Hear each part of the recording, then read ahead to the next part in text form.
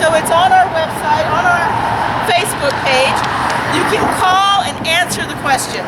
The first question is whether or not to continue support with Israel and Ukraine at all costs. And then it breaks it down. Support Ukraine, not Israel. Support Israel, not Ukraine. Support them both with the border, so forth. Of course, we want number one, and we want to explain that. So the number I put up is the Washington, D.C. office, and Brandon is the one that is taking the ticker on that. And he agreed with everything I said, and he also reiterated that we are a democracy and we need to stand for that. And he said that as a military general, Bergman understands the need for support and quick support and continued commitment.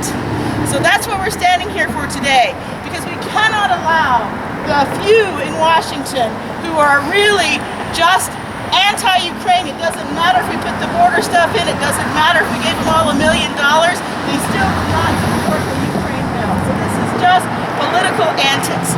So we need to try to call as many people as we can in Washington, remind them that their commitment was stalwart, that McConnell said he would stand with them to the end.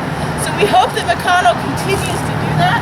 We hope that he continues to keep Senate in office through Christmas, because that's what they committed to today. If they don't vote on this, nobody's going home. So I pray that that happens, because as you know, yesterday Lindsey Graham said, we'll just cover this next year. Ukraine may not be there next year. So that is why we're here on this emergency meeting today all across the United States, and I'm so proud that Houghton and our folks are here, and I know a lot of people that weren't able to come out. It is cold.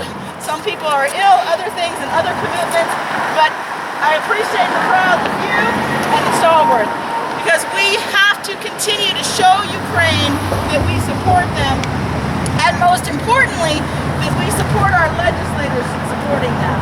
So they look at these rallies, they look at how many people call, they look at letters to the editor, they look at news in the news. So as long as we continue to do everything we can, we pray that Ukraine will continue to come home. Because as we know, in the United States, when we give a commitment to one of our allies, which Ukraine is, we stand by it. And everyone who believes in America should believe in Ukraine. Because as I've said 100 times, and it is still true today, Ukraine is fighting NATO's war for us. And if Ukraine should fall, then we will be fighting NATO's war. And it is much better to send less than 2% of our military budget. And oh, by the way, that's going to defense contractors in the United States, stimulating our economy. So it still supports the United States, but it is much better to send our treasury to Ukraine rather than our treasures, which is our military men and women in uniform.